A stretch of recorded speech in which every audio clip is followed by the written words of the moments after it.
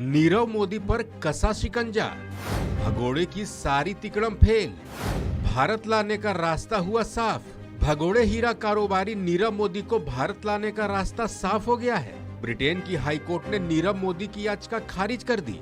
याचिका में भगोड़े नीरव मोदी ने अपने प्रत्यर्पण को रोकने की अपील की थी। अदालत ने नीरव मोदी के वकील की सारी दलीलें खारिज कर दी और उसके प्रत्यर्पण को मंजूरी दे दी। दरअसल नीरव मोदी ने पंजाब नेशनल बैंक से करीब 14,000 करोड़ रुपए का घोटाला किया था। घोटाले के बाद नीरव मोदी विदेश भाग गया था। इस समय नीरव मोदी लंदन की एक जेल में है। नीरव मोदी को भारत लाने की कोशिश जारी थी। इसी बीच लंदन हाई कोर्ट ने नीरव मोदी के भारत प्रत्यर्पण को मंजूरी दे दी है। हालांकि भारत भेजने से बचने के लिए नीरव मोदी कई तिकड़म अपना रहा था।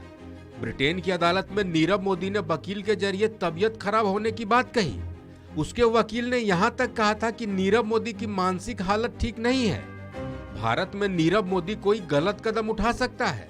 उसने भारत नहीं भेजने के दूसरे कारण भी बताए थे, लेकिन ब्रिटेन की हाईकोर्ट ने नीरव मोदी के तमाम तिकड़म को खारिज कर दिया। अदालत ने कहा कि नीरव मोदी को भारत वापस भेजना अन्याय नहीं है और न ही ये कदम दमनकारी है।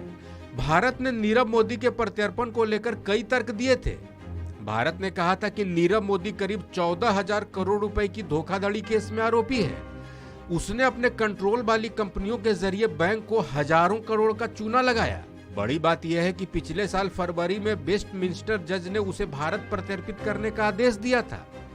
बाद में नीरव मोदी को फैसले के खिलाफ अपील की मंजूरी भी दी गई थी। ब्रिटेन के कानूनों के जानकारों के मुताबिक अभी नीरव मोदी हाईकोर्ट के फैसले के बाद सुप्रीम कोर्ट जा सकता है। उसे उच्चतम न्यायालय में 14 दिन के अंदर अपनी याचिका दायर करनी होगी। लेकिन पेंच यह है कि सुप्रीम कोर्ट इस मामले की सुनवाई तभी करेगा जब हाईकोर्ट ये कह दे कि याचिका जनहित से जुड़ी है। बता दें कि नीरव मोदी ने 2017 में अपनी कंपनी फायर स्टार डायमंड के जरिए रिदम हाउस बिल्डिंग भी खरीदी थी। उसका प्लान बिल्डिंग को हेरिटेज प्रॉपर्टी में बदलने का था। आरोप है कि उसने ज्यादातर संपत्तियां पीएनबी घोटाले से मिले रुपए से खरीदी थी। अगर नीरव मोदी पर कार्रवाई की बात करें तो ईडी ने उसकी हांगकांग में करीब 250 करोड़ की संपत्ति जब्त की है। अब तक ईडी ने नीरव मोदी की 2,650 करोड़ की संपत्ति जब्त की है। भारत में नीरव मोदी पर खूब राजनीति भी हुई है।